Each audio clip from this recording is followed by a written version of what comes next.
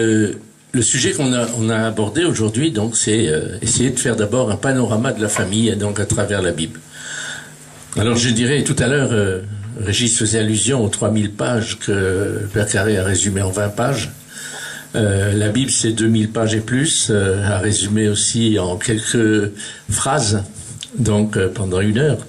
Et c'est un peu, je dirais, un défi à chaque fois, donc de vouloir résumer, parce que automatiquement, quand on résume, on caricature.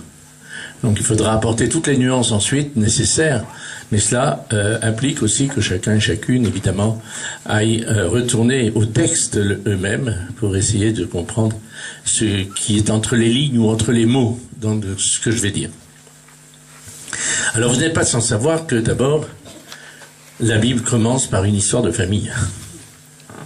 Tout est fondé donc dans le couple donc originel, donc qu'on appelle Adam et Ève, et on se rend compte d'emblée que la situation n'est pas simple d'entrée de jeu, puisque donc le pari que Dieu fait en quelque sorte, donc lorsqu'il crée donc l'être humain, c'est de le créer pluriel, un et pluriel. Je crois que c'est très important. On commence par dire que Dieu créa un Adam. On ne dit pas l'homme, mais un Adam. C'est-à-dire un être humain, donc tiré de la terre. Et il est précisé ensuite que homme et femme, ou plutôt mâle et femelle, il les fit. Donc on parle d'abord du principe de leur unité pour ensuite parler de la distinction donc dans cet être humain. Et c'est cette distinction, justement, cette différenciation dans l'un, dans l'unité, qui va rapidement poser problème. Parce que le face-à-face entre donc l'homme et la femme, entre Adam et Ève, peut tourner, je dirais, dans le bon sens ou peut aller dans le mauvais sens. Et vous connaissez le récit, donc après la chute, ce qu'on appelle le péché originel. Donc lorsque Dieu vient et qu'il convoque Adam, Adam, où es-tu? Adam qui se cache, et alors Adam va dire, ben oui, j'ai mangé ce fruit, c'est la femme que tu m'as donnée, c'est à cause d'elle, voilà. Et la femme dit, ben non, c'est pas à cause de moi, c'est à cause du serpent.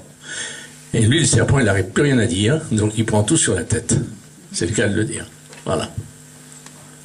Donc en fait, on voit d'emblée la difficulté qu'il y a à vivre, je dirais, cette co-responsabilité entre des parties diverses. Cette réalité va encore s'amplifier dans le récit suivant, puisque vont naître d'Adam et Ève, donc 2 fils, d'abord, Caïn et Abel. Et ça se termine en fratricide. L'histoire est vraiment mal barrée, comme on dit, hein. C'est mal parti, hein. Donc, la même famille, la première famille, donc, dont on parle dans la Bible, c'est une famille où le meurtre surgit. Et donc cet aspect, donc cette tendance au fratricide est quelque chose qui va se maintenir tout au long de l'histoire. Et donc c'est aussi une des réalités donc de la famille. Vous voyez, c'est pas très brillant. Naîtra ensuite, donc après la mort donc d'Abel par son frère, donc Seth. Et alors tout à coup apparaît, vous ne le savez peut-être pas, un personnage tout à fait étonnant, donc qui apparaît, c'est à la fin du chapitre 4 de la Genèse. On en parle à peine.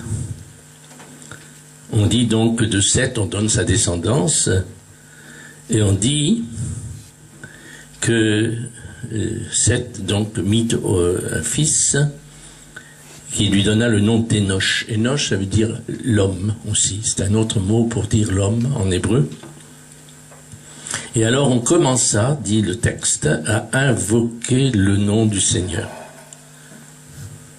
Alors c'est intéressant parce que ce personnage d'Énoch, donc, est porteur en fait aussi de ce qui va, en disant le nom de Dieu, donc le nom du Seigneur, c'est déjà en quelque sorte une annonce de ce qui va être fait ensuite quand Moïse va recevoir la révélation du nom et va constituer donc cette famille donc des 12 tribus d'Israël, donc comme une unique famille constituée de 12 tribus, chacune bien différenciée de toutes les autres. J'aurai l'occasion d'y revenir. Donc on voit bien l'intention divine, au fond, à travers cette généalogie, ces naissances, donc ces générations, c'est d'être des générations qui vont être porteuses donc d'un nom,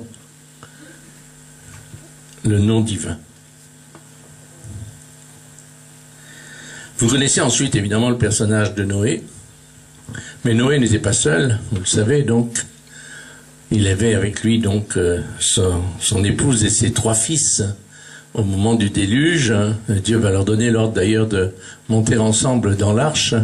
C'est la seule et unique famille d'ailleurs du récit qui va être sauvée, toutes les autres disparaissent. Donc c'est un peu comme un redémarrage, comme si Dieu voulait donner une seconde chance à cette humanité. Et lorsqu'ils sortent de l'arche, ça se passe mal aussi, puisque vous connaissez la scène. Donc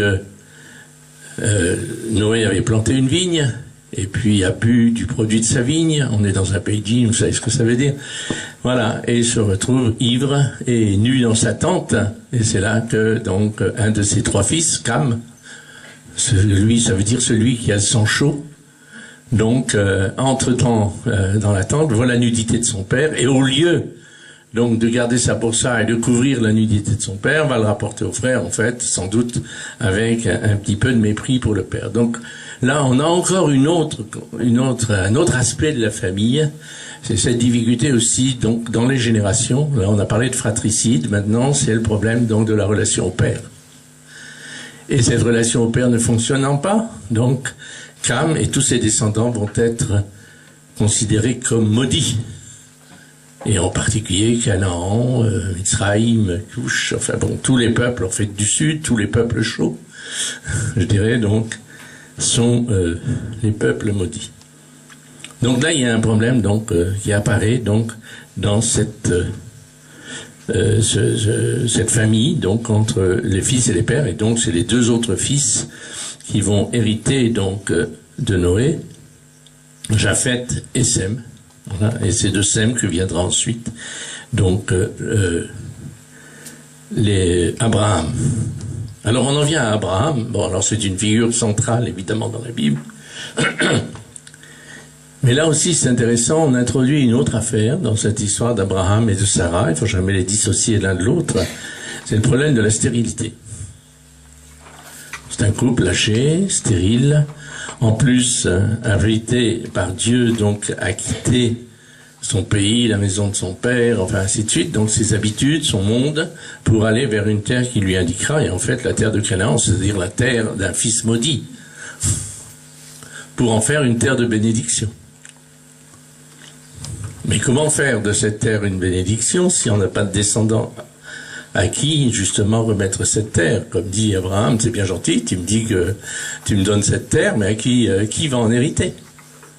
Et donc Dieu va susciter une descendance à Abraham. Mais entre-temps, il y a aussi un problème qui surgit et qui ne sera pas sans conséquence, on le verra dans toute l'histoire du salut, c'est la séparation entre Abraham et son neveu Lot.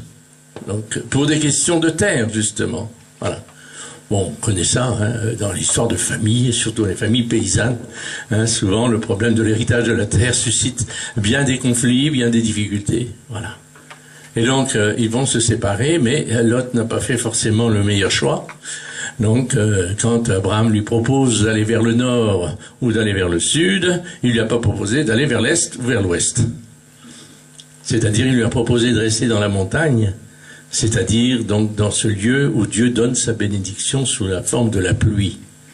Et Lot choisit donc la plaine, qui est en contrebas, parce que là il y a le Jourdain qui coule, et on dit ça ressemblait au Nil, ça ressemblait à l'Éden, enfin il choisit la facilité en quelque sorte.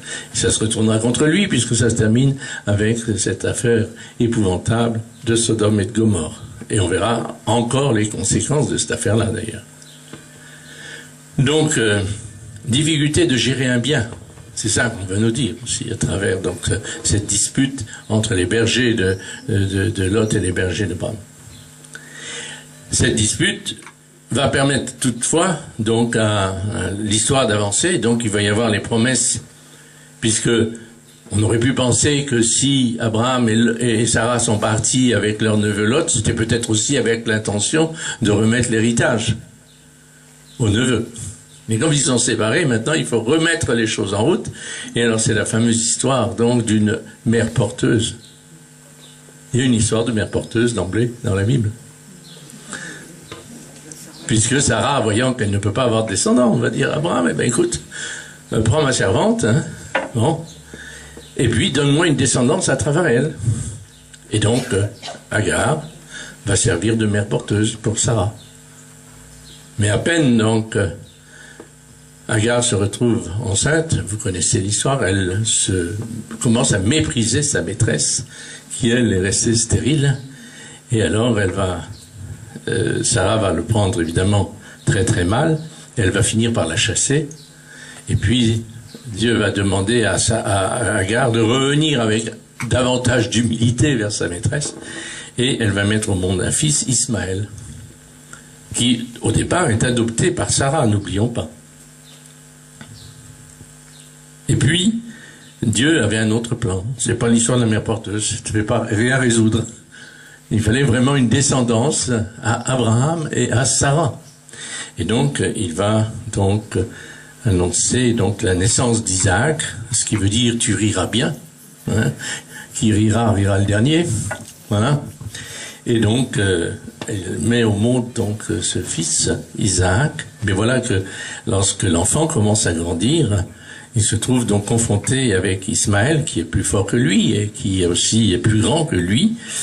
Et un jour, Sarah va voir que Ismaël joue avec Isaac, mais d'une manière malsaine, si on lit bien le texte en hébreu. Donc, il y a des histoires, écoutez, excusez-moi, je veux dire ça, mais des touches pipi. Voilà. Entre le plus grand et le plus petit. Donc, et Sarah, évidemment, le prend très très mal. Et elle fait chasser par Abraham, d'ailleurs, donc, Agar et son fils Ismaël. Alors, toutes ces séparations, apparemment, c'est des drames. Mais curieusement, c'est à travers ces séparations que l'histoire progresse. Donc, dans ces ruptures même. Alors ensuite viendra l'histoire d'Isaac, qui est un petit peu timoré, il faut bien le dire. Hein. Il vit dans son coin, il bouge pas trop, au point même que c'est le serviteur d'Abraham qui est obligé d'aller chercher une femme. Sarah est morte, apparemment il se remet pas de la mort de sa mère. Et c'est quand enfin Abimelech lui ramène la belle Rebecca, on nous dit que Isaac donc la fit entrer sous sa tente, et enfin il fut consolé de la mort de sa mère. Comme quoi l'épouse parfois remplit des fonctions fort importantes, donc chez ces hommes que nous sommes, qui ont toujours la nostalgie de leur mère quelque part. Voilà. Alors après, c'est l'histoire donc de Rebecca avec Isaac, et alors là, il y a une histoire de jumeaux.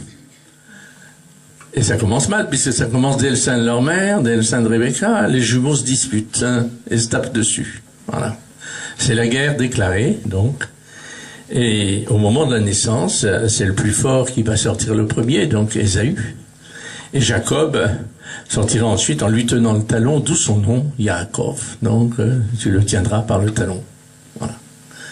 Et ce brave Jacob, il se retrouve aimé de sa mère, alors qu'Ésaü était préféré par Isaac. C'est toujours comme ça dans les familles. Hein. Il y a toujours le petit chéri, la maman qui préfère le plus faible, et puis le père qui plutôt se projette dans le plus fort. Hein. Voilà, c'est ce qu'il n'a pas réalisé lui-même. Le brave Isaac est tellement timoré, il voit enfin un fils qui a un petit peu de tempérament, Ésaü, donc automatiquement il se projette dans le fils, non? C'est normal.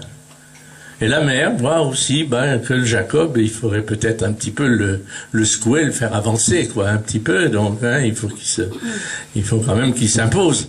Et alors, c'est la fameuse histoire, la tricherie donc de Rebecca en faisant pour que Isaac, qui était devenu aveugle, lui donne la bénédiction. Donc, vous voyez toujours toutes ces histoires, mais on les connaît toutes. Ce sont nos histoires. C'est nos histoires de famille. Et le fait que la mère pousse en avant Jacob va mal tourner, parce que Ésaü va être furieux donc donc on lui ait pris la bénédiction du père, et donc voudra tuer son frère jumeau, et Jacob n'a pas d'autre ressource que de filer donc, de se sauver.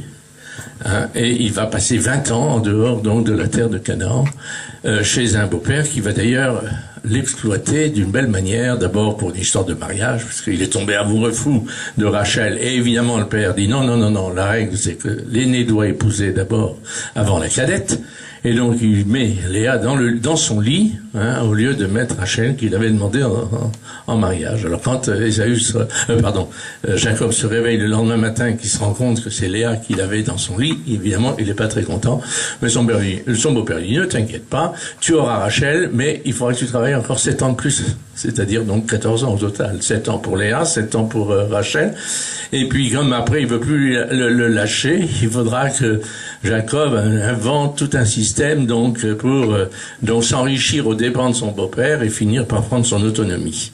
C'est toujours pareil, hein. Prendre son autonomie par rapport à l'autre, c'est toujours très difficile. Voilà. Et Dieu veut cette autonomie, justement. Alors parfois, elle se passe par des moyens un peu bizarroïdes, hein. C'est pas la ligne droite, hein. Au fond, on le sait nous-mêmes, dans nos propres familles. On parle toujours de la crise d'adolescence, mais elle est absolument nécessaire, c'est une bonne chose. Réjouissez-vous si vous avez des adolescents, quoique je vois quand même qu'il y a beaucoup de cheveux blancs comme moi, c'est plutôt les enfants maintenant. Mais enfin, si parmi vous, il y a encore des familles avec des adolescents, mais réjouissez-vous qu'ils fassent leur crise, c'est une excellente chose. Voilà. Faut pas les empêcher. Enfin, ils veulent prendre leur autonomie, c'est bien. Voilà. Donc allez lire la Bible et vous allez voir des histoires qui ressemblent à ça et ça va vous rassurer. Voilà. Alors ensuite, donc, notre brave Jacob, donc, qui a épousé Léa, puis Rachel, puis, et puis, donc, comme Rachel n'a pas d'enfant, elle lui envoie une mère porteuse, là encore, Bila, et puis, comme après c'est Léa qui retombe, devient stérile, alors, elle va lui envoyer Zilpa, et donc, le brave homme, il va lui en faire 13 à la douzaine, exactement, parce que vous avez mis 12 tribus, je vous signale qu'il y avait une femme. Il y avait 12 tribus plus une femme. Dina, on l'oublie toujours celle-là, hein. Ah tiens, comme par hasard, l'oublié de l'histoire, Dina. Et alors quand ils reviennent dans la terre d'Israël, dans la terre, enfin qui va devenir celle des tribus d'Israël, donc hein, la terre de Canaan, ils vont s'établir près d'une ville, et alors il y a une histoire qui a dû vous arriver à certains ou à certaines d'entre vous. La fille qui sort un soir, puis qui va aller voir les copines du village à côté ou du quartier à côté, parce qu'on se dit après tout, je m'ennuie moi avec 12 garçons, vous imaginez un peu, la pauvre fille. Alors elle va trouver les copines de la ville d'à côté, de Sichem, puis ça se passe pas très bien parce que elle est remarquée par le fils du roi qui l'attire dans un coin et puis qui en profite.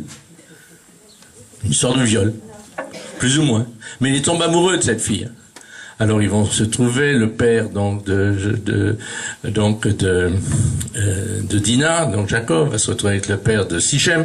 Et puis ils vont essayer de trouver un contrat ensemble, et donc les hommes de Sichem, ils vont dire on va entrer dans votre affaire, dans votre famille, par le signe de la circoncision, donc c'est quelque chose qui vous marque bien, hein. Voilà, donc on fera partie de la même histoire maintenant.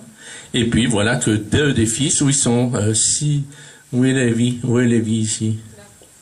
Là. Voilà, et puis où est Siméon? Ici. Ouais, bon, qu'est-ce que vous avez fait après?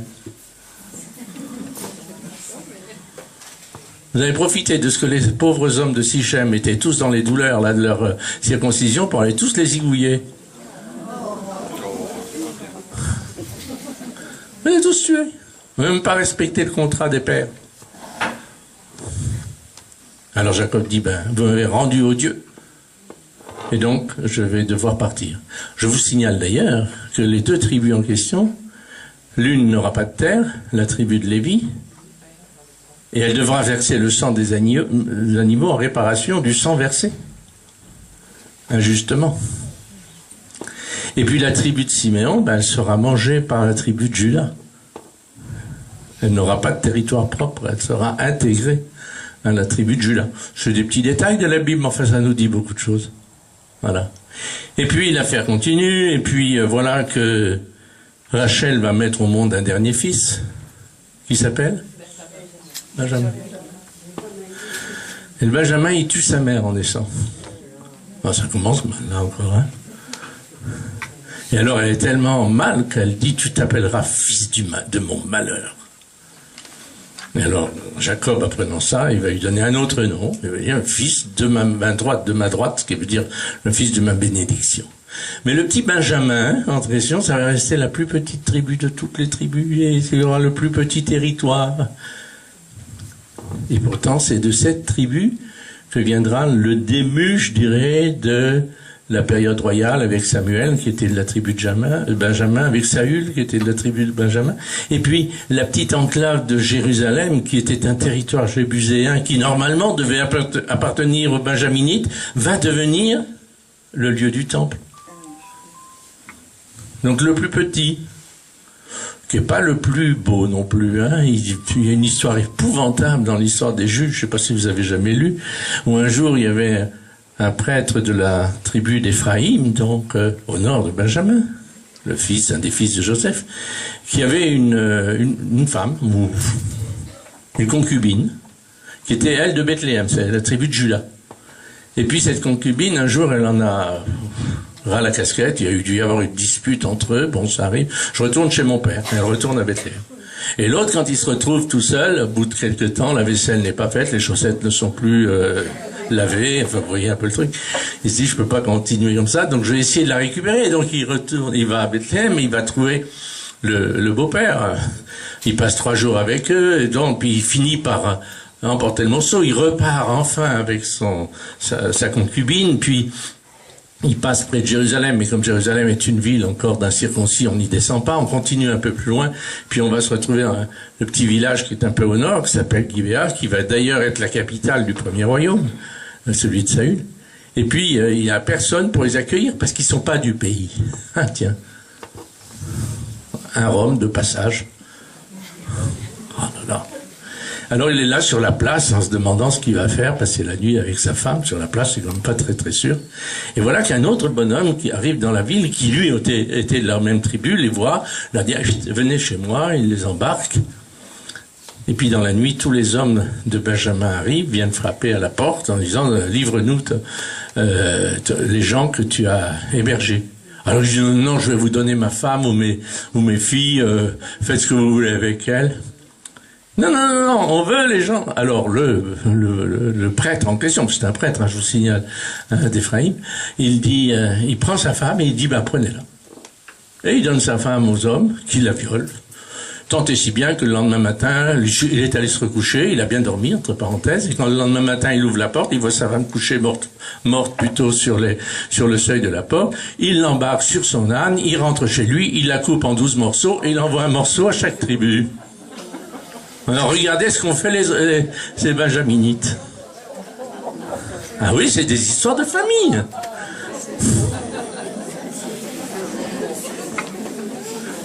Vous croyez que la Bible c'est un livre édifiant? Ah, bon, tant mieux. Et voilà. Et l'affaire donc se termine par une histoire encore de guerre. Alors, pour le coup, ils viennent tuer toutes les femmes de Benjamin, puis je dis quand même, c'est embêtant parce que maintenant qu'on a tué toutes leurs femmes, ils vont plus avoir de descendants. Alors on va organiser une petite fête au sanctuaire de Silo, là où il y avait l'arche de l'Alliance, là où le petit Samuel va être élevé. On va faire une fête, et puis on va se débrouiller pour mettre un petit peu à l'écart quelques vierges qui sont en train de danser, vous voyez, là. Et alors tous les Benjaminites sont là derrière les fourrés, regardent les jeunes filles, en les désirant évidemment. Et alors les hommes des autres tribus s'éloignent un petit peu, et hop, c'est le rapt. Et ils vont rapter toutes ces femmes de Benjamin, toutes ces jeunes filles, pour avoir des femmes, et donc que la tribu puisse se perpétuer. Voilà. Entre parenthèses, Saint Paul était de Benjamin, je crois. Voilà. Non, mais encore une histoire. Alors, toutes ces histoires patriarcales, un peu bizarroïdes, et puis qu'on revoit donc dans le livre des Juges, il y a eu quand même un petit moment de soleil là-dedans. Vous connaissez l'histoire de Joseph. Voilà. Un des 12, l'aîné de Rachel. Donc elle en a eu 2, Rachel, hein, Joseph et Benjamin. Et ce Joseph, il se prend pas pour n'importe qui. Hein. D'abord, il est le préféré de son père, c'est le petit chouchou. à qui d'ailleurs le père avait fait une belle tunique et tout ça, enfin vous connaissez l'histoire, j'en passe, et des meilleurs, et quand évidemment ça suscite la jalousie dans les frères, et ça va se terminer par très mal, il va être vendu, et il se retrouve en Égypte, enfin bon, et il va devenir le personnage le plus important d'Égypte. Cet homme tranche dans le paysage. Quand il se retrouve d'abord donc comme esclave donc d'un certain Potiphar qui était eunuque et maître des eunuques du palais de Pharaon. Je me mets à la place de sa femme. Avoir pour époux un eunuque, c'est pas très très drôle, j'imagine, pour madame. Et elle voit ce bel esclave, évidemment, elle se dit... Et alors, elle commence à essayer de le séduire, puis lui dit non. Il résiste, au nom de sa fidélité à Dieu, et jusqu'au jour où elle cherche à le prendre, quoi, pendant que le mari est absent, et lui s'échappe, et alors elle garde sa tunique, et elle va faire croire ensuite que donc Joseph a voulu la violer, c'est comme ça que Joseph se retrouve en prison, et ainsi de suite. Mais Dieu tire toujours un bien d'un mal, c'est d'ailleurs dit dans l'histoire de Saint Joseph qu'il dira à ses frères. Parce que quand au bout de quelques années, il finira par retrouver ses frères dans les conditions que vous savez, avec la famine et tout ça, il finira par se faire reconnaître et on assiste à ce qu'on appelle la réconciliation de tous les clans, de tous les frères. Et alors, si je termine le livre de Genèse, si je prends le début et je prends la fin, on commence par un fratricide et on se termine par une réconciliation des frères.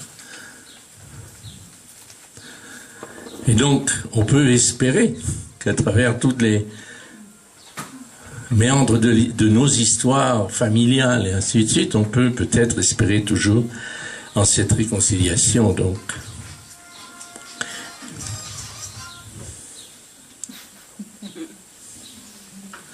Voilà, alors, Joseph aura d'une égyptienne Asnath 2 fils, Ephraïm et Manassé, donc qui chacun aura un territoire, et pas les moindres, les meilleurs d'ailleurs. Et puis, au milieu de toute cette histoire, il y a une histoire aussi un peu étrange de Judas, qui avait 3 fils. L'aîné avait épousé une certaine Tamar, qui était une Cananéenne, en fait, une étrangère. Et voilà qu'il meurt sans lui avoir donné de descendance. Alors, on applique une loi patriarcale qui va être reprise ensuite dans la tradition donc biblique, on appelle la loi du Lévirat, à savoir que si le frère aîné meurt donc sans avoir donné de descendance, il faut que la femme épouse le frère suivant pour qu'elle puisse donner une descendance, un nom à celui qui est mort. Alors donc elle demande son droit, donc Judas lui donne le fils second qui s'appelle Onan, lequel au lieu donc d'avoir une relation normale avec son épouse, donc va verser sa semence sur le sol, d'où le péché d'onanisme. Donc. Et puis il meurt à son tour. Alors il ne reste plus qu'un fils, mais il est tout petit. Alors Judas dit à Tamar, écoute, tu vas attendre qu'il grandisse, je peux pas te le donner maintenant. Puis les années passent, elle vit comme veuve, avec tout ce que ça veut dire aussi, donc une situation très difficile pour une veuve. Et voilà que Judas n'honore pas sa promesse. Alors Tamar se dit, il faut rétablir la justice. Et alors qu'est-ce qu'elle va faire? Un jour qu'elle sait que Judas va passer dans la ville, elle quitte ses vêtements de veuve, elle s'habille en prostituée, elle se met au bord de la route et puis elle lui fait un gros clin d'œil, elle le drague et puis elle l'entraîne. Et elle couche avec lui, mais avant qu'ils se séparent, elle lui demande la moitié de son bâton au fond de son seau. Et comme gage, il part. Et voilà que Judas apprend que Tamar est tombée enceinte. Il croit qu'elle a dérogé évidemment à la loi. Il ignore que c'est lui le propre père, alors il va pour la faire juger, et à ce moment-là, elle ressort le morceau donc qu'il lui avait laissé, donc de son bâton, et alors Judas reconnaît donc qu'il est bien le père. Entre parenthèses, Tamar fait partie de la généalogie de Jésus.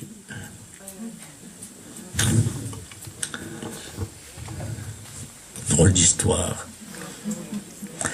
Alors ensuite, il y a un autre trio. Alors, dont on parle beaucoup de Moïse, on parle un peu d'Aaron, mais on oublie Myriam.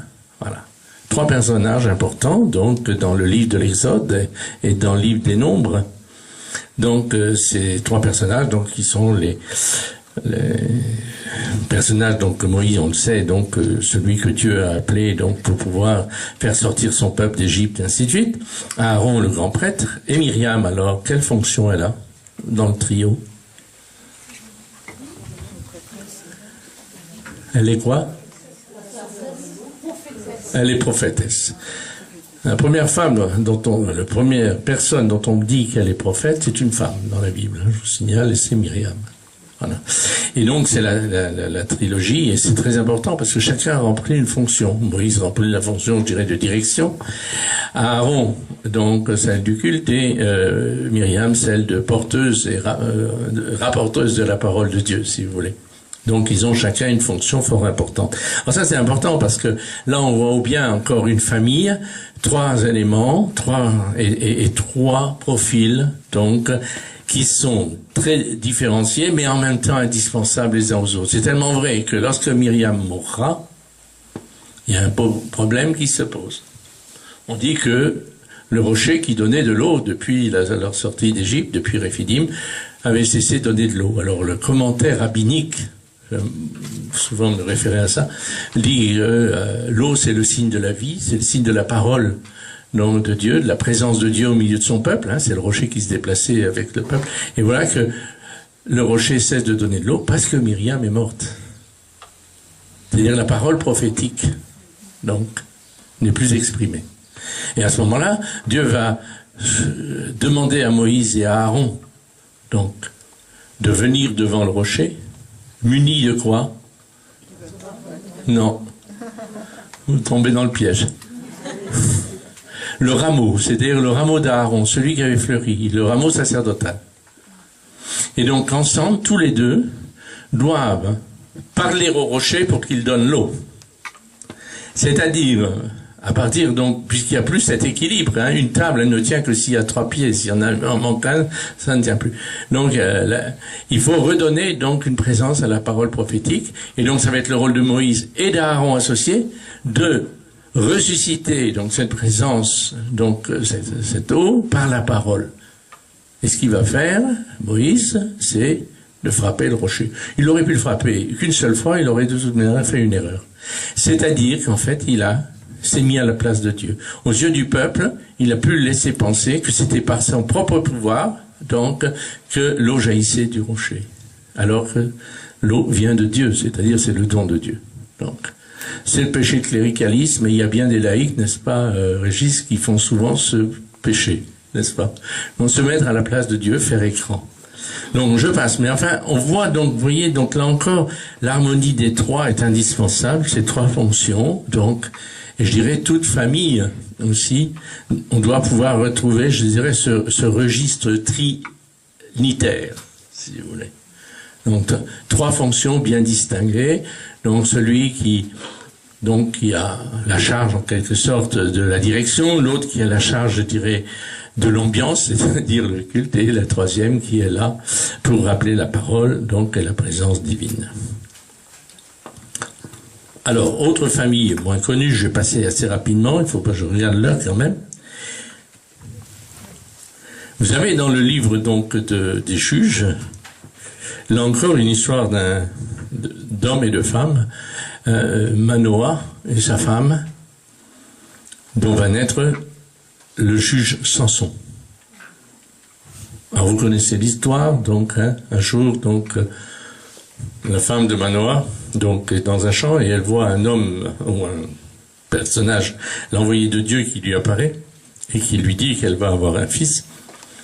Et alors, elle lui, avec des prescriptions très précises, c'est-à-dire que tu ne devras pas manger de produits fermentés, voilà. Et puis donc, il faudra qu'il soit consacré à Dieu. Il faut que cet enfant soit consacré à Dieu. Et alors, elle va trouver son mari, elle lui raconte l'histoire. Le mari lui dit, attends, moi, tant que je l'ai pas vu, ton bonhomme, j'y crois pas. Et donc, un jour, l'envoyé de Dieu apparaît à Manoah également et redit exactement ce qu'il avait dit à son épouse, et va naître donc un fils qui s'appelle Samson. Alors Samson, c'est l'image de celui qui est consacré à Dieu. Et donc l'image, c'est qu'on ne doit pas lui couper les cheveux, voilà. Donc si vous avez un fils qui se coupe pas les cheveux, vous inquiétez pas. Enfin, en ce moment, on parle beaucoup d'histoires de coiffeurs, d'ailleurs. Bon. Voilà. Donc, et puis, il doit se garder pur, en fait. Hein. Et puis, il fait exactement l'inverse. C'est-à-dire, il grandit, il tombe amoureux donc d'une fille de Philistie. Alors son père lui dit, il n'y a pas assez de filles dans notre tribu de Dan, c'est ça, pour que tu ailles chercher une fille d'étranger, une fille d'incirconcis, enfin bon. Et puis il fait piquer pendre, il fait manger à ses parents du miel qu'il a retrouvé dans la carcasse d'un lion qu'il avait tué quelque temps avant. Il accroche il fait des bêtises. Il accroche comment on appelle ça, des torches aux queues des renards pour aller brûler les gens des Philistins. Enfin, vous voyez, vraiment sale gosse. C'est un sale gosse, vous savez, il se comporte comme un sale gosse, voilà. Et puis, il fait tout le contraire de ce qu'il devrait faire. Et puis, en plus, bon, il finit par abandonner d'ailleurs la femme qu'il avait prise. Hein. Il la vend pour à d'autres hommes. Il la livre à une dizaine d'hommes. Enfin, vous relisez l'histoire de Samson, c'est très très édifiant là encore. Et puis, il finit par en rencontrer une autre. Ben pourquoi pas, qui s'appelait Dalila. À ne pas confondre avec Dalida. Je sais bien qu'il y a des histoires de cheveux, mais enfin quand même. Alors la Dalila, elle voudrait bien savoir d'où il a cette force. Alors elle le fait boire. Puis c'est pas difficile vu qu'il fait la vie. Alors qu'il devrait pas boire, il boit. Enfin, oui, il fait exactement l'inverse. Et elle finit par le faire boire. Et finit par donc lui avouer son secret. Et alors elle profite de ce qu'il est complètement pété, quoi, pendant qu'il dort, pour lui faire couper ses cheveux, ses nattes, parce qu'elle fait des nattes. Hein. Il y a des jeunes chez vous qui font des nattes, non, comme ça c'est très bien ça. Voilà, ben c'est Samson. Et donc il coupe les nattes et puis hop, il perd sa force, on lui crève les yeux. Enfin, il se retrouve esclave dans le temple de Dagon chez les Philistins. Enfin, une histoire épouvantable. Et c'est là qu'il va commencer à faire mémoire de tout ça et il va récupérer petit à petit ses cheveux, sa force, et il finira par détruire le temple où il est amené comme un singe donc de cirque. Et il va détruire le temple, et le temple avec tous ceux qui sont là en train de faire donc une bacchanale, voilà. Voilà. Alors là encore, ce qui est intéressant dans l'histoire de Samson, c'est qu'en fait l'auteur c'est un conte, hein, évidemment, raconte l'histoire d'Israël, du peuple d'Israël qui a été choisi par Dieu pour être mis à part, vivre selon la volonté divine, et puis qui a fait tout l'inverse. Et le résultat, c'est qu'il s'est retrouvé en exil, donc à Babylone, et même le dernier roi de Juda, on lui a crevé les yeux, comme à Samson. Hein. Voilà, donc en fait, on raconte cette histoire aux enfants. Le livre de Samson, c'est un conte pour enfants, même s'il est assez terrible. Donc pour alerter donc de ce que les dérives donc qui peuvent mener donc à ce désastre. Alors au milieu de toute cette chose-là, qu'est-ce qu'il y a un petit peu de lumière quand même de temps à autre, hein, c'est l'histoire de Elkana et Anne. Elkana, donc, qui est de la tribu d'Éphraïm, et sa femme Anne, de la tribu de Benjamin, pardon, et sa femme Anne, qui n'ont pas d'enfants. Et Elkana aime Anne, mais ne lui donnant pas d'enfants, et il a des enfants de sa seconde épouse, donc, et Anne se sent très très humiliée, et Elkana lui dit, qui puis-je, je t'aime, mais j'ai pas pu te donner d'enfants, et tout ça. Alors elle va se rendre au sanctuaire, à Silo, là où il y a l'arche de l'Alliance, et c'est là qu'il y a cette très belle prière, donc, de Anne, devant l'arche. Et le prêtre Élie, H-E-L-I, et non pas le prophète Élie, le prêtre Élie, donc, qui la voit, et qui se dit, mais cette femme, elle a bu. Alors il lui dit, écoute, va cuver ton vin ailleurs. Il dit, mais non, j'ai pas bu. Et elle leur explique. Et il dit, mais ne t'inquiète pas, dans un an, tu auras un fils. Et effectivement, donc Anne va mettre au monde un fils, mais elle s'est engagée à consacrer ce fils. Et donc, quand l'enfant sera sevré, elle le conduira à Silo, et il va vivre auprès de l'arche de l'Alliance. Et c'est là qu'il va recevoir l'appel de Dieu. C'est le dernier des juges, d'ailleurs. Et c'est celui qui va être ensuite donc en charge de devoir aider son peuple contre les Philistins, puis qui va solliciter donc malheureusement il commet une erreur, il cède aux caprices du peuple qui lui demande d'amener l'arche de l'alliance sur le champ de bataille, l'arche de l'alliance est prise, enfin bon, il y a toute une histoire, et le peuple va réclamer un roi. Et Samuel finira par se rendre donc à la demande du peuple, bien qu'il n'y soit opposé, et il va faire le choix de Saül. Voilà. Alors on voit dans cette histoire déjà quelque chose de très intéressant qui se profile, donc une sorte donc de lumière donc qui à travers ce personnage de Samuel. Samuel, oui. Pourquoi? J'avais dit quoi? Pardon, le personnage de Samuel, voilà. Alors, il y a à la même époque une histoire, et on va en déboucher là-dessus tout à l'heure, donc d'un certain Elimelech, et donc sa femme qui s'appelle Naomi, ou Noémie, Naomi dans la Bible, donc, et ils sont de Bethléem. Ils sont Ephratéens, ils sont de Bethléem en Juda. Et voilà que la famine se déclare et ils vont partir donc s'installer dans les champs de Moab avec leurs deux fils, Machlon et Kilion. Et ça va être l'histoire qui va être la fameuse histoire de Ruth la Moabite. Donc on aura l'occasion d'y revenir, dont je n'insiste pas, puisque ça va être notre texte clé. Mais là on va voir que c'est un moment charnière, hein, donc un moment clé dans l'histoire biblique. Donc cette histoire de Ruth sous l'air de rien, donc comme une ouverture qui se fait, on va voir, on comprendra pourquoi en lisant le livre.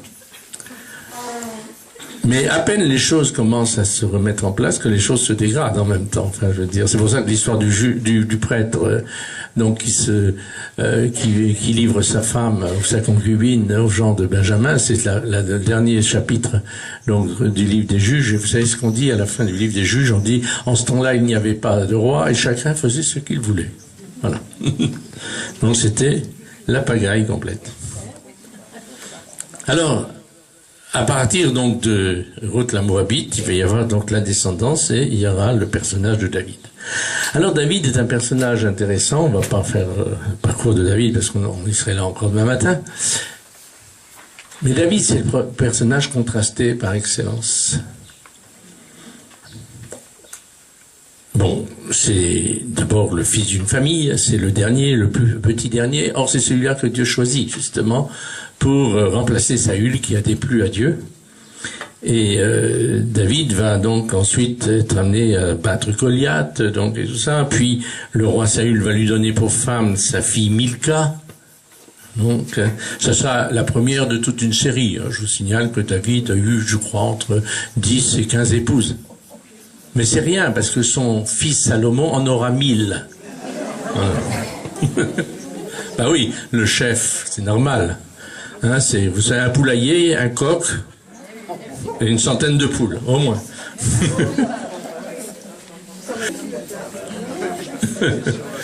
Et donc, David, c'est sa passion pour les femmes qui, par moments, l'entraîne un peu loin, quoi. Un jour, ces hommes étaient en train de se battre, donc, de l'autre côté du Jourdain, donc, près de ce qu'on appelle Amman aujourd'hui, à Batamon. Il s'ennuie, il est tout seul, il a fait la sieste toute l'après-midi, il attend le match de football qui aura lieu le soir pour pouvoir un peu se détendre. Et alors, il est assis là, à s'ennuyer comme tout, et puis il se met à sa terrasse, et il voit en contrebas une jolie femme qui sort de son bain rituel, s'appelle Bethsabée. Alors comme il est le roi, il a tous les droits, hein. Droit de cuissage. Donc il la convoque, et puis il couche avec elle, et puis elle se retrouve enceinte. Alors quand elle est bien embêtée, elle se dit comment je vais faire, il faut pas que ça se sache, donc il convoque le mari qui était en train de se battre sur le front pour lui demander des nouvelles du front, et puis une fois qu'ils ont discuté ensemble, il lui dit retourne donc chez ta femme, va te reposer, le repos du guerrier, n'est-ce pas? Et lui refuse d'aller coucher avec sa femme parce qu'il respecte la loi divine qui veut que pendant qu'on mène la guerre, il ne faut pas avoir de relations sexuelles. Apprenant cela, David est fâché, donc il le fait revenir le lendemain. Et il le fait boire plus que de raison, en se disant quand il aura un coup dans le nez, il oubliera ses principes. Et puis, c'est pas du tout ce qui se passe. Il refuse à nouveau d'aller coucher avec sa femme. Alors, David est coincé, il se dit, mais je m'en sortirai pas avec cette affaire-là. Alors, il convoque le général en chef, et lui dit, écoute, la prochaine fois que vous sortez, là, vous faites une sortie avec puis vous isolez tout seul ce brave Ouri, et Ouri va se faire tuer, donc, par les habitants de Rabatamon. Et alors, comme ça, bon, ben, l'affaire est classée. Et alors, il prend, ensuite, prend Bethsabée pour épouse. Et c'est là que le prophète Naaman vient le trouver, il dit, il va lui raconter une petite histoire, l'histoire d'un homme riche qui avait donc tout un troupeau de gros et petits bétails, et puis un homme pauvre qui n'avait qu'une petite brebis qu'il chérissait comme sa propre fille. Et puis voilà que l'homme riche reçoit un jour un hôte de passage, et il va, au lieu de prendre sur ses biens, il va prendre la seule brebis de l'homme pauvre pour la lui offrir en nourriture. Et alors David dit, mais cet homme doit mourir. Cet homme, c'est toi. Et David comprend. Et demande et reconnaît son péché. Oui, j'ai péché devant Dieu. Voilà. Alors David, c'est pas un homme héroïque, c'est pas un homme vertueux, mais c'est un homme humble. Et dans toute son histoire de famille, une histoire terrible. Parce que des fils, il va en avoir, il y a des jalousies entre les fils. Il y en a un qui viole sa demi-sœur. Et au lieu de le punir, il est un peu trop laxiste, alors le frère aîné Absalom, le frère de la sœur en question d'ailleurs, se dit mais mon père aurait dû sévir, il l'a pas fait, et alors il va finir par tuer donc son demi-frère, donc le coupable de ce viol. Et quand David apprend ça, il chasse Absalom de sa famille, et donc il l'exile, et Absalom mettra 10 ans ou 11 ans à revenir donc en grâce, mais encore pendant tout un temps il restera un peu à l'écart. Et Absalom, devant ce qu'il dit, ressent comme de la faiblesse de la part de son père, finit par donc mener un complot, et il va chasser David de la ville.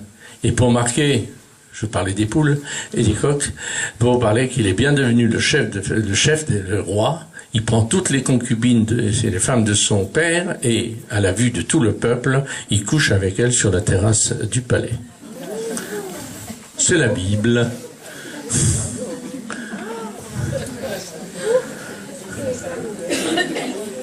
Et alors Absalom, là-dessus, bien, il va y avoir une guerre. Donc David s'est enfui de l'autre côté du Jourdain, et Absalom le poursuit.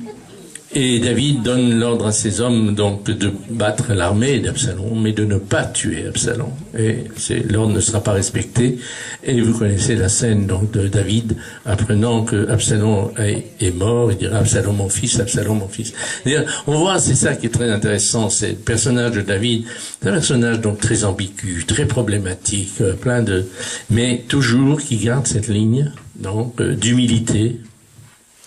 Donc dans les pires situations, et qui va rester donc fidèle malgré tout donc à l'appel de Dieu. Et alors la fin de son règne, c'est épouvantable, c'est des intrigues de palais, un autre de ses fils qui revendique le pouvoir et qui d'ailleurs se fait déclarer roi. Alors on annonce ça à David, qui est complètement gaga d'ailleurs, il sait plus trop quoi faire. Alors, au point d'ailleurs, il avait froid, le pauvre homme. Vous savez que David avait froid à la fin de sa vie. Vous savez, les personnes âgées souvent deviennent frileuses, et alors pour qu'il ait chaud, on lui avait remis une jolie jeune fille qui lui servait de couverture. Voilà. Mais le texte de la Bible nous dit qu'il ne l'a jamais connue. On veut dire qu'il n'a jamais eu une relation sexuelle avec elle.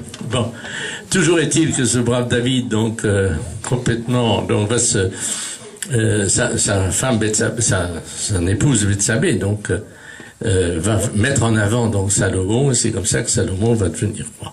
Alors on pourrait se dire, Salomon c'est un roi extraordinaire, voilà, il va construire le temple, il fait des constructions partout, et ceci et cela, il a demandé la sagesse, il a très vite oublié d'ailleurs, mais enfin il l'avait demandé au départ, donc Dieu lui avait dit, je te donne la sagesse et tout ça. Puis en fait, Salomon, il va se comporter comme un potentat, il va épouser, je vous dis, il aimait les chevaux et les femmes, on dit que ça va souvent ensemble d'ailleurs, donc 2000 chevaux, 1000 femmes, voilà, dont 700 concubines, hein, on fait voilà. Donc voilà. Et puis Salomon, à un moment donné, voilà, il va céder. C'est-à-dire que ces femmes, il a parmi ces femmes d'ailleurs la fille de Pharaon, entre parenthèses. Hein, et il bâtit le temple, et alors les femmes païennes lui disent, c'est bien gentil, tu te bâtis un temple pour ton Dieu, et puis nous, nos dieux, alors il va choisir une petite colline, c'est là où il y a le Secours catholique aujourd'hui, d'ailleurs, à Jérusalem, qu'on va appeler le mont du scandale. C'est pas parce qu'il y a le Secours catholique que je dis ça, c'est parce que c'est là qu'il va bâtir donc les temples, donc pour les païennes, pour ces femmes païennes. Et alors, le prophète viendra le trouver en disant, ton cœur a été partagé, alors aussi ton royaume le sera. Et on sait que son royaume va éclater ensuite. Alors, dans toutes les histoires, ensuite, donc, dans le royaume, il y a des histoires, non plus finir, de famille, de trucs, machin. En particulier, le royaume d'Israël, donc dans le nord, où alors on s'entretue les uns les autres, c'est absolument épouvantable. Et il y a en particulier, le fameux roi Akab, donc était devenu un roi très puissant qui règne donc au IXe siècle avant notre ère et qui va faire alliance, ou du moins son père avait fait alliance avec le royaume de Tyr et de Sidon, et pour marquer l'alliance on avait donné donc à Akab pour épouse d'une certaine Jézabel. Tiens, tout le monde connaît Jézabel, c'est bien. Et Jézabel donc qui va introduire les cultes païens dans le royaume d'Israël. Alors c'est toute l'histoire autour d'Élie et tout ça. Et voilà. Et cette Jézabel finira très très mal, puisque après avoir fait un procès inique contre Naboth qui ne voulait pas vendre sa vigne, donc Élie lui annonce qu'elle sera dévorée par les chiens. Effectivement, quelques années plus tard, c'est la guerre civile. Il y a un certain Jéhu qui va faire une campagne qui va tuer tous les descendants d'Akab. Et quand il arrive dans les villes d'Israël, il voit Jézabel qui s'était fardé les yeux, qui s'était fait belle en se disant, je vais essayer de le séduire pour que tout ça s'arrange. Et en fait, il demande aux eunuques qui sont là de la balancer par-dessus la fenêtre, et elle va tomber donc de la tour, et les chiens vont la dévorer. Il ne restera plus que, on nous dit, la tête, 2 mains et 2 pieds. Voilà, tout le reste a été dévoré, voilà, pour qu'elle n'ait pas de sépulture. Voilà. Et puis, il y a alors une très belle histoire. C'est un livre qui n'est pas un livre, il ne fait pas partie de la Bible au sens canonique, c'est un deutérocanonique, mais il fait partie de notre Bible catholique. C'est l'histoire de Tobit d'abord, donc un homme sage, un homme saint, qui est en exil et qui va donner la sépulture donc en cachette, alors que c'était interdit. Et voilà que un jour, rentrant fatigué, il s'allonge près du mur, et une hirondelle qui avait fait son nid, donc la fiente lui tombe sur les yeux, il devient aveugle. Alors sa femme lui dit, ça t'a servi à quoi de faire tout le bien que t'as fait, si c'est pour être dans ce malheur, enfin bon. Et puis, lui continue de louer Dieu. Alors il faut lire le petit livre de Tobit, c'est un régal. Alors il continue de louer Dieu dans son malheur, et alors à ce moment-là, au même moment, il y a une autre jeune fille, donc qui est à tout l'autre bout de l'empire, donc des Babyloniens, donc qui s'appelle Anne. Donc elle aussi, elle a un grand malheur, c'est que chaque fois qu'on lui donne un époux, son époux meurt dans la nuit. Voilà. Parce qu'elle avait un diable en elle. Voilà, et alors, il y a l'histoire ensuite de l'ange Raphaël qui vient, celui qui guérit, Raphaël, l'ange qui guérit, donc, alors il va guérir tout ça, bon, voilà, donc, et puis, il va y avoir le mariage de Tobit et Anne. Alors les parents se disent, ça y est, encore un, on va le ramasser mort demain, et alors ils commencent à creuser la tombe, et le lendemain matin, quand ils arrivent, ils les retrouvent tous les deux, bien endormis dans leur lit. Ils avaient fait la prière avant de faire l'acte. Voilà. Le résultat, c'est que le démon a été chassé. Bon, sans doute que les autres avaient oublié de faire la prière avant, hein, alors, ça. Donc, monsieur ou madame, quand vous retrouverez votre époux ou votre épouse ce soir, faites la prière, s'il vous plaît, avant. Voilà. Voilà, je vais terminer là-dessus parce que on pourra encore y rester des heures et des heures. Mais tout ça pour dire simplement, hein, je vais en phase de conclusion, parce qu'évidemment on fera parler de la famille dans le Nouveau Testament. Mais avant de parler de choses édifiantes, reprenons un petit peu le bilan des choses. La famille, c'est pas, je dirais, toujours aussi beau qu'on le pense. On peut avoir un idéal, mais l'idéal se fracasse, je dirais, sur la dure réalité des choses. Et vous le savez vous-même, vous qui êtes catéchiste, donc vous avez des enfants en charge, souvent les enfants donc de famille cabossés. Peut-être les vôtres eux-mêmes d'ailleurs le sont. Hein. Et donc ça c'est la réalité, c'est-à-dire que la famille, c'est en même temps le vecteur par lequel justement de génération en génération se transmet donc l'histoire du salut, donc l'œuvre de Dieu au milieu des hommes. Il a commencé par une famille, ça se termine par une autre famille. Mais ça passe aussi par la réalité des choses. Et ça, je crois que il faut absolument le retenir. Et donc, il ne s'agit pas de poser un jugement en disant ça c'est bien, ça c'est pas bien. Bon, c'est une réalité. Là, on ne peut pas y échapper, parce que dans l'homme, il y a toujours une part donc de gris, il y a de l'agressivité, il y a de la violence, il y a le désir de domination, il y a la jalousie, il y a toutes ces choses, je veux dire, qui viennent perturber, je dirais, cet idéal. Donc, qu'on voudrait, comme ça, toujours rêver d'une famille idéale.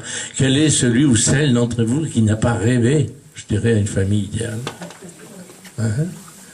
On a toujours ce rêve devant soi.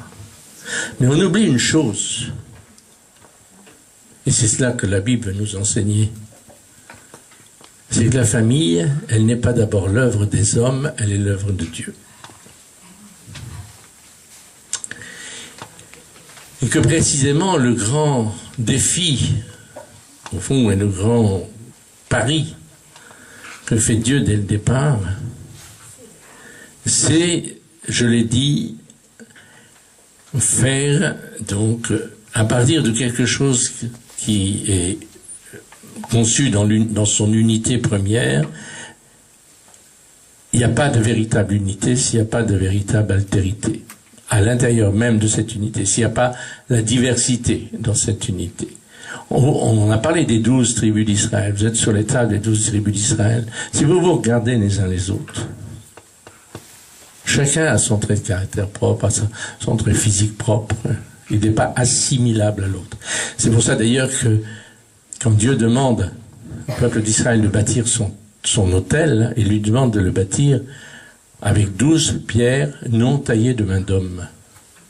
C'est-à-dire le rassemblement de 12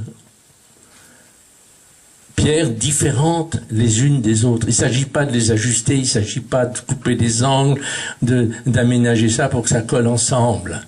Ça, c'est notre tendance naturelle, humaine, à vouloir toujours essayer de trouver, faire des sortes de compromis. Bon, alors on va essayer d'arranger si on va... Bon. Dieu, il veut pas ça. Il veut la diversité. Il veut le respect de ces diversités. Mais ces diversités doivent aller ensemble. Sont appelés à aller ensemble. Alors, est-ce que nous acceptons cette diversité? Le fondement est là. Le problème, justement, qu'il y a au départ entre Ève et Adam avec Dieu, c'est qu'il n'accepte pas cette diversité.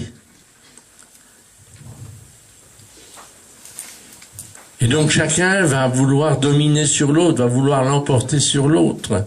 L'homme veut se faire comme un dieu, et puis la femme veut être comme l'homme comme la femme, voilà, je veux avoir le bien de l'autre, je veux être reconnu je veux être reconnu, voilà.